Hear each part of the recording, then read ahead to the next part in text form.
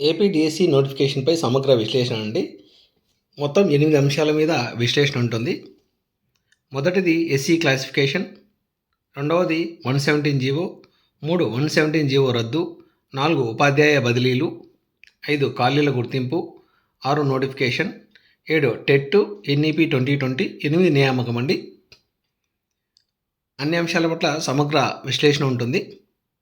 Skip చేయకుండా చివరి వరకు చూడండి. ఇంకా ఎవరైనా సబ్స్క్రైబ్ చేసుకున్న వాళ్ళే సబ్స్క్రైబ్ చేసుకోండి. మొదటిది ఎస్సీ క్లాసిఫికేషన్ అండి. ఎస్సీ వర్గీకరణను 2011 జనాభా లెక్కల ప్రాతిపదికన రాష్ట్రం యూనిట్గా అమలు చేయాలని కూటమి ప్రభుత్వం నిర్ణయించింది. వర్గీకరణను జిల్లా యూనిట్గా అమలు చేయాలని మోటా భావించింది. అయితే జిల్లాల విభజన తర్వాత కొత్త జిల్లాల్లో ఎస్సీల జనాభాపై ఖచ్చితమైన సమాచారం లేనందున రాష్ట్రం యూనిట్గా అమలు చేయాలని నిర్ణయం తీసుకుంది. 2026 జనాభా గణన తర్వాత వర్గీకరణను జిల్లా యూనిట్గా అమలు చేసే విషయాన్ని పరిశీలించాలని మంత్రివర్గం నిర్ణయించింది. ఎస్సీ వర్గీకరణను ఏబీసీ కేటగిరీలుగా విభజించి అమలు చేయనున్నారు. 2011 జనాభా లెక్కల ప్రాతిపదికన ఎస్సీలను ఏబీసీ అనే 3 కేటగిరీలుగా విభజించారు.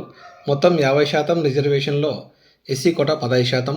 ఇందులో రెల్లి ఉపకులాలకు 1%, మాల ఉపకులాలకు 7.5%, మాదిగ ఉపకులాలకు 6.5% రిజర్వేషన్ కల్పించారు. ఎస్సీ వర్గీకరణ ఆర్డినెన్స్ కోసం ప్రభుత్వం చర్యలు వేగవంతం చేసిందండి. 1-2 రోజుల్లో ఫైలు రాజ్భవన్కు పంపుతారని, వెంటనే ఆర్డినెన్స్ జారీ అవుతుందని అధికార వర్గాలు చెబుతున్నాయి. ఆర్డినెన్స్ జారీ కాగానే సాధారణ పరిపాలనా శాఖ రిజర్వేషన్లపై కొత్త రోస్టర్ విడుదల చేస్తుంది. దానికి అనుగుణంగా ఉపాధ్యాయ పోస్టులను కేటాయించి డిఎస్సి నోటిఫికేషన్ విడుదల చేస్తారు. రోస్టర్ పాయింట్లు విడుదలైన మరుసటి రోజు లేదా ఆ తర్వాత రోజు డిఎస్సి నోటిఫికేషన్ విడుదలవుతుంది. ముందుగా ప్రకటించినట్లుగానే 16,347 పోస్టులతో డిఎస్సి నోటిఫికేషన్ ఇస్తారు. ఇది ఎస్సీ క్లాసిఫికేషన్ సంబంధించండి. తర్వాత రెండవది 117 జీవో అండి. వైసీపీ ప్రభుత్వం అధికారంలో ఉన్నప్పుడు 3, 4, 5 ప్రాథమిక తరగతుల విద్యార్థులకు సబ్జెక్ట్ టీచర్లతో బోధన గావించి మెరుగైన అభ్యసన ఫలితాలను రాబట్టాలనే ఉద్దేశంతో 3, 4, 5 తరగతులను సమీపంలో ఉన్న హై స్కూల్లో కలపడం జరిగింది. మిడ్జ్ అయ్యి పాఠశాల నుండి ఒక టీచర్ కూడా హై స్కూల్కి వెళ్ళవలసి వచ్చింది. అరకొర ఉపాధ్యాయులతో నెట్టుకొస్తున్న సెకండరీ పాఠశాలలకు ఇది మరింత భారంగా మారింది.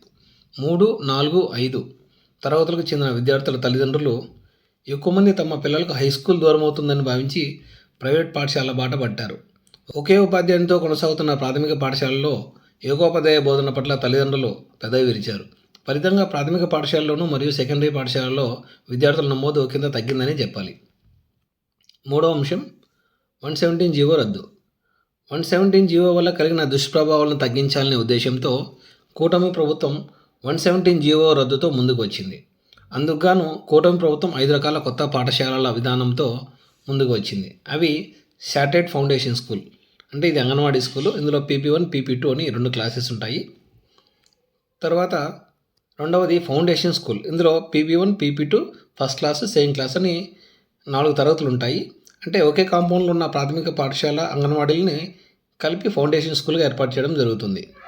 మూడవది basic primary school 1 to 5th ఇక్కడ ఉంటాయి. నాలుగవది మోడల్ ప్రైమరీ స్కూలు. ఇందులో 1 to 5th క్లాసెస్ ఉంటాయి. మోడల్ ప్రైమరీ స్కూల్ ఇంగ్లీష్ మీడియంలో ఉంటుంది. ఈ పాఠశాలకు 5 టీచర్లను కేటాయించడం జరుగుతుంది. ఐదవది హై స్కూల్ అండి. ఇవి 2025-26 విద్యా సంవత్సరం నుండి ప్రారంభమవుతాయి. రాష్ట్ర వ్యాప్తంగా 7,500 మోడల్ ప్రైమరీ స్కూళ్ళు ప్రారంభించి ప్రతి పాఠశాలకి 5 టీచర్లను ఇవ్వాలన్నారు.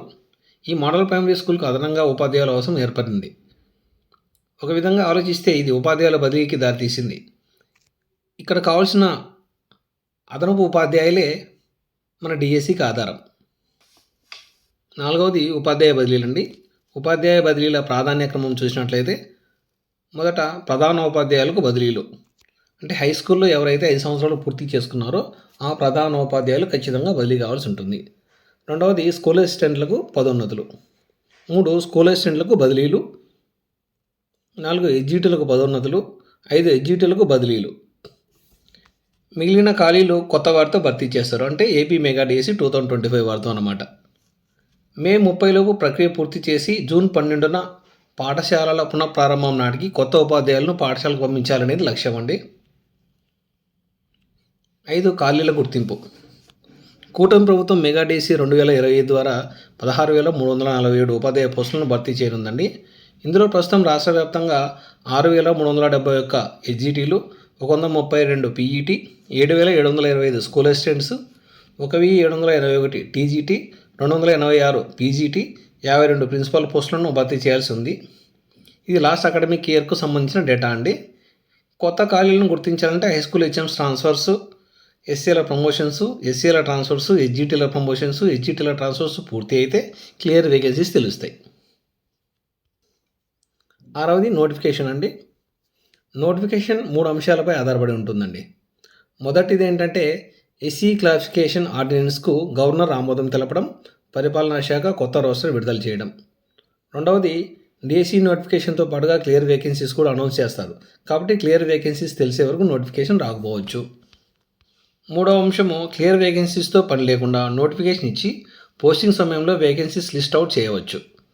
కూటమి ప్రభుత్వం అధికారంలోకి వచ్చిన వెంటనే సీఎం గారు మెగా డిఎస్సి ఫైల్పై సంతకం చేశారు కాబట్టి ఈ ఏప్రిల్లోనే నోటిఫికేషన్ వచ్చే అవకాశం ఉంది.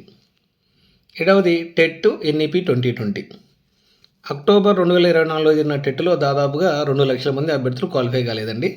సీఎం గారు ప్రతి అభ్యర్థికి డిఎస్సి రాసే అవకాశం కల్పిస్తామన్నారు. ఆల్రెడీ టెట్ నిర్వహించాం కాబట్టి డిఎస్సి నోటిఫికేషన్ ఇస్తాము అంటున్నారు. మరొక టెట్ నిర్వహించాలని అభ్యర్థుల నుండి లక్షలాది వినతులు అందుతున్నట్టు విద్యాశాఖ వర్గాల నుండి సమాచారం ఉంది. ప్రస్తుత పరిస్థితుల్లో టెట్ ఇవ్వడానికి ప్రభుత్వం సుముఖంగా లేదు. వారం 10 రోజుల్లో డిఎస్సి నోటిఫికేషన్ ఇవ్వడానికి సిద్ధమవుతోంది. అయితే ఎన్ఈపీ 2020 ప్రకారం ప్రతి 6 నెలలకు ఒక టెట్ నిర్వహించాలి. పోయిన టెట్ అక్టోబర్ 2024లో నిర్వహించారు. అయితే 6 నెలలు పూర్తి అయింది కావున అభ్యర్థులు కోర్టును ఆశ్రయించైనా మరొక టెట్ నిర్వహించేలా చూసుకోవాలని ఆలోచిస్తున్నారు. కోర్టు మానవతా దృక్పథంతో ఆలోచించమన్నప్పుడు ప్రభుత్వం టెట్ విషయాన్ని పరిగణలోకి తీసుకునే అవకాశం ఉంది. మరొక డిఎస్సి నోటిఫికేషన్ రావడానికి 3 నుంచి 5 సంవత్సరాల కాలం పట్టవచ్చు. ఎంతోమంది అభ్యర్థులు వయసు మీరిపోవచ్చు. కాబట్టి ఇది ఆలోచించేదగ్గ విషయం. నియామకం గురించి చూద్దామండి. కూటమి ప్రభుత్వం ఏప్రిల్ నెలలోనే నోటిఫికేషన్ ఇస్తే జూన్లో పాఠశాల పునఃప్రారంభం నాటికి కొత్త ఉపాధ్యాయులు శిక్షణ పూర్తి చేసుకుని తమ విధుల్లో చేరుతారు. ఇదండి ఏపీ డిఎస్సి 2025 పై సమగ్ర విశ్లేషణ. All the best for the DSC aspirants. ఇంకా ఎవరైనా సబ్స్క్రైబ్ చేసుకోవాలంటే సబ్స్క్రైబ్ చేసుకోండి. Thank you very much.